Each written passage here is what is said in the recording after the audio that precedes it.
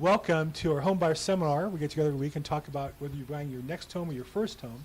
I'm Bill Gross at Bill Gross Probate, along with my colleague and friend Patricia Castillo.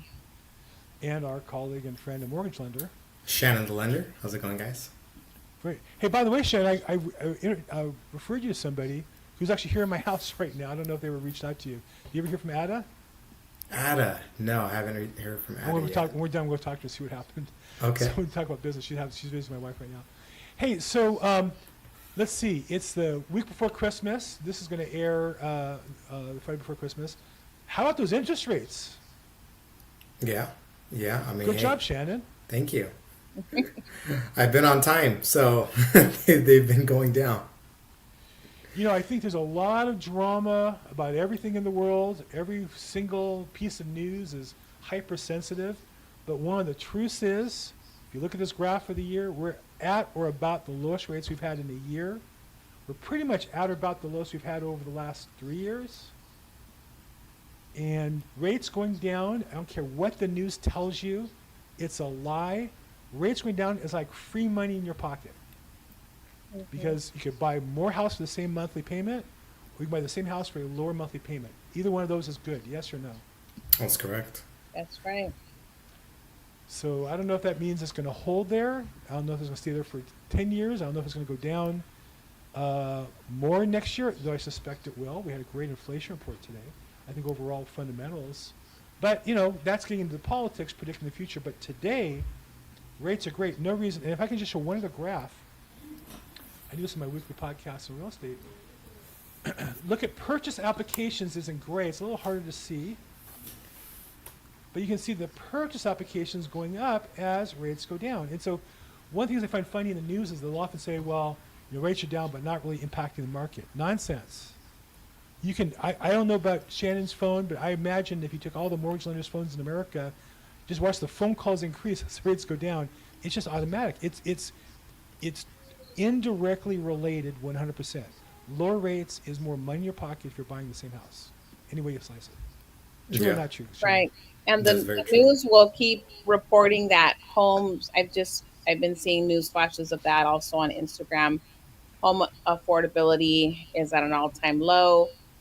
Home buyers are really struggling to get into homes, which I don't think it's 100% false Accurate. information, but at the same time, when we look at the actual graph, at the actual reports, and how many mortgage applications are starting, that is really data as well. So that is something to look at.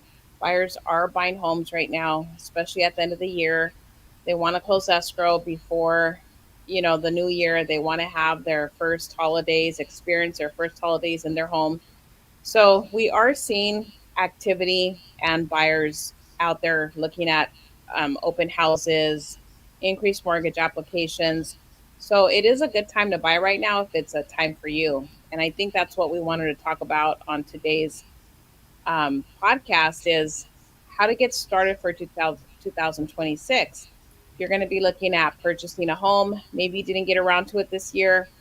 This is a great time to get started for 2026 as we're at the year end of 2025. There's things that you want to focus on, such as financial strength. How can you improve your financial situation right now? This is a time where a lot of people start spending money, open up new credit card accounts to get the 10% off at the department store. So this is where you want to be really careful and not overindulge during the holidays because there's a lot of sales happening. There's a lot of incentives out there that seem like they're good incentives, but once you open the account and you make a large purchase and you may be saving on sales tax, you're paying more interest over that time that you're holding that account open.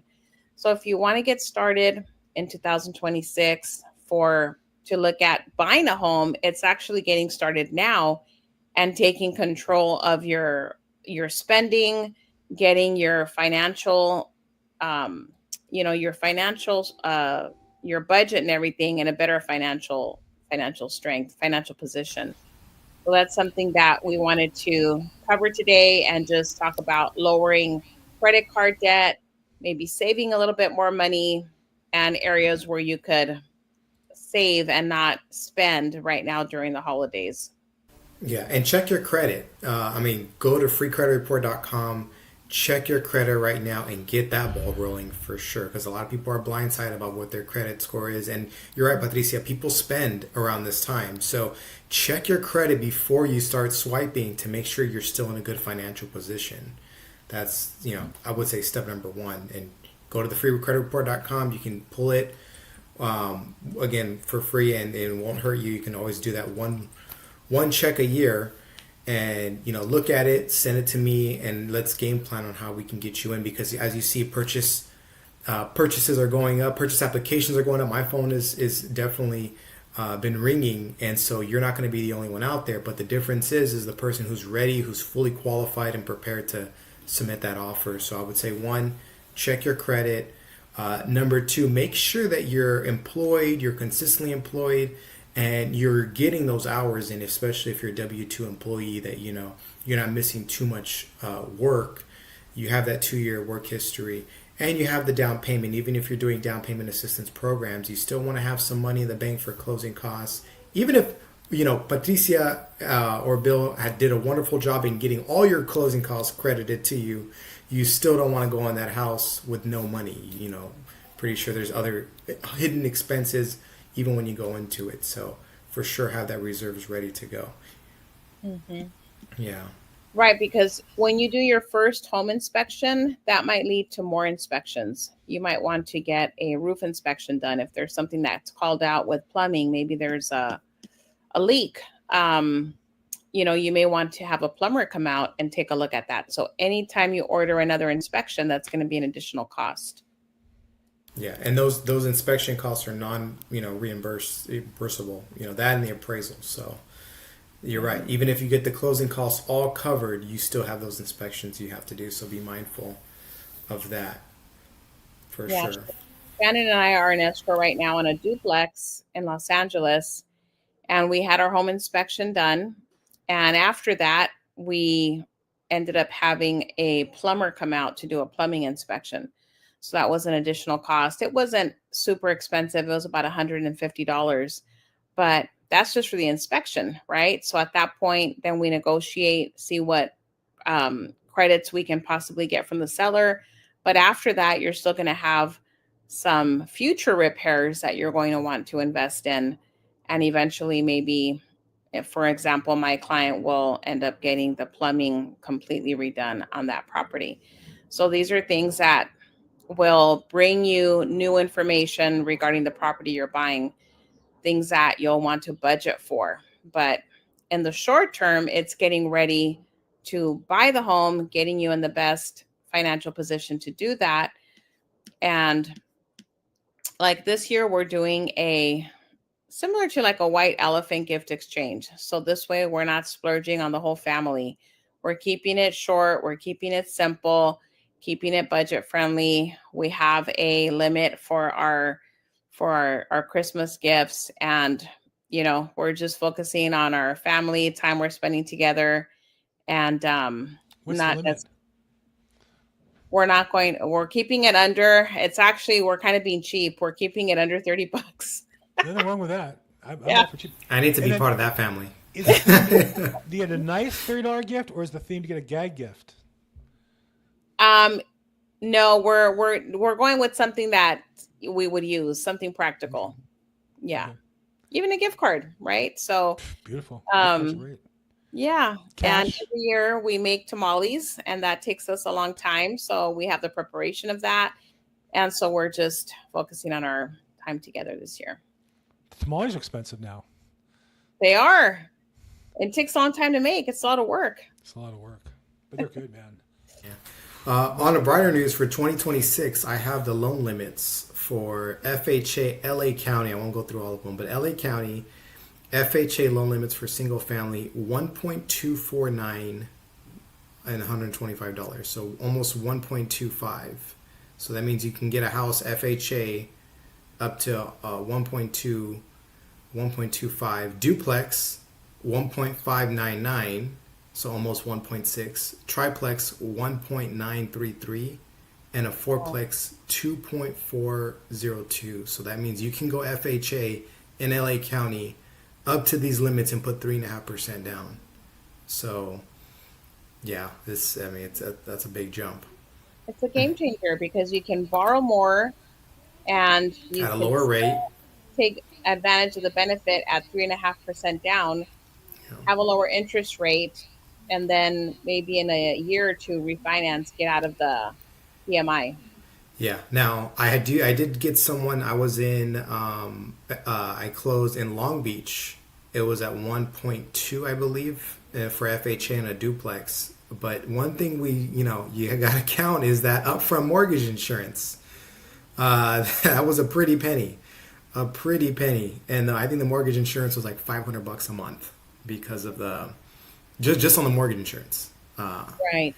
And so just yeah, these loan limits are great. Again, these are just some things you just have to be aware of with the monthly payments. Again, they still got the duplex for again that 3.5%. So kudos to them.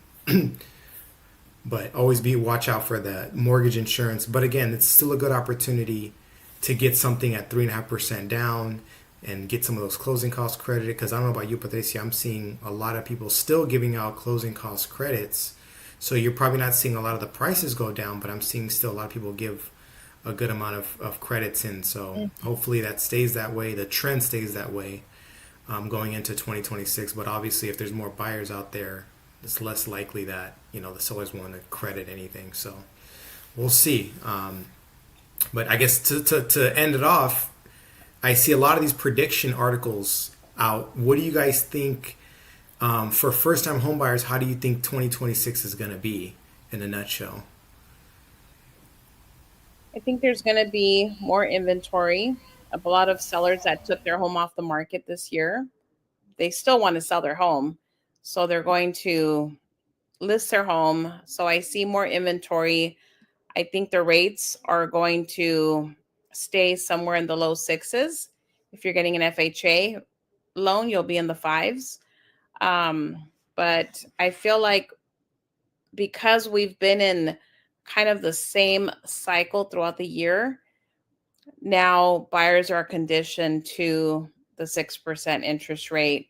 They're conditioned to maybe receiving or not receiving a credit from the seller, right? So it's not something that is going to be an automatic benefit you get on your offer. But if you're also writing strong offers, then you may get that credit. So I do see a better outcome in 2026 as far as more inventory, more buyers entering the market, and people that didn't buy a home this year for whatever reason that were very motivated are going to be active next year as well. I think it part of it's the challenge of having clarity, because it does take some courage to put money together and buy a property and take on the liability. And on one hand, LA, I believe our economy is going to trail the rest of the country. We just had another large oil company move out of the state. Yet there are people who are doing really well. And so I think it's one of those things where, depending on where you are financially, there'll be people who are going to do well this next year, and they'll be able to buy houses. There'll be rates seem to be lower than they've been for a while. And I think they'll continue to go down given kind of where things are headed. So I think for those who are in the range of being able to afford to buy a house today, they'll be able to buy a house tomorrow, and sooner the better, because I think with lower rates will push up prices more. We're not building that many more houses in Los Angeles County, so the sooner you buy, the sooner you get to take advantage of that. For the people who buying a house is a long distance away, that's not going to change in California. I don't think unless your income's going to double or triple, housing prices are going to continue to go up. And for the middle market person in California, I don't see tremendous income opportunity growth. So if you're one of those lucky people who has a great new job or great new business and can afford, great chance to buy. Nice, sounds Shannon, good, what do you guys. think? I mean, I don't know. I think I think for first time home buyers, it's I think it's going to be as good as it's going to get next year. You know, rates are going to drop a little bit if there's more. If Patricia's right and there's more inventory, then hopefully prices adjust a little bit more, and so that's your window. The thing that scares me is the AI jobs. You know, the job market. Where is that going to be in the next year or two? Because obviously, in order for you to have a house, you need a job. So, I'm really not concerned, but I'm just really looking at the jobs report to see, hey, everyone's saying, hey, we have 4 years until really AI really picks up. Waymo, the car what is it, the car, what is it, the driverless car, the car that drives itself. They say they have 400,000 weekly users right now, 400,000. And so, yeah, that's, I I'm think, one of them. yeah, there you go. Well, because I live in an area, it's limited. It doesn't cover Yeah, all the, I can't all the city do of it. LA even. Like for medical services, I go to USC Keck. It doesn't cover that area at all. Doesn't go to the airport, so it's still limited. But I have to say it's, cheaper than Lyft or Uber. Rather than getting new cars, my wife and I decided to kind of use these services more. They're more effective for us cost-wise. And I have to say that Waymo's cheaper than Uber or Lyft by about 20-30%, and then you don't have to tip. Now, the people work for Waymo, and there are people, there's programmers, and there's people clean the cars up, and there's people maintain the cars. So the jobs are shifting. But yeah, drivers, I think, are going to be under pressure in all industries, cars, trucks. I know the port, there's a lot of automation at the port now as well. So these are, I think there'll be transition jobs, and you better pay attention to that and be in the right spot of that. Yeah. That's all I got on my chart, my to-do list. Okay. Well, I think that wraps up for today. We'll get back together again next week with a new episode. If you have any questions, you can reach out. Patricia, how can we get a hold of you if they want to talk to you about buying or selling? My phone number is the best way, 323-365-9909. Fantastic. And Shannon, so let's get a hold of you or have some fun with you, where they can get a hold of you? Yeah. My Instagram, FUND Fun with Shannon, or my phone number, 661-317-8484. I'm Bill Gross, at Bill Gross Probate. As always, if I can help, please reach out. Have a great week, everybody, and we'll talk to you soon.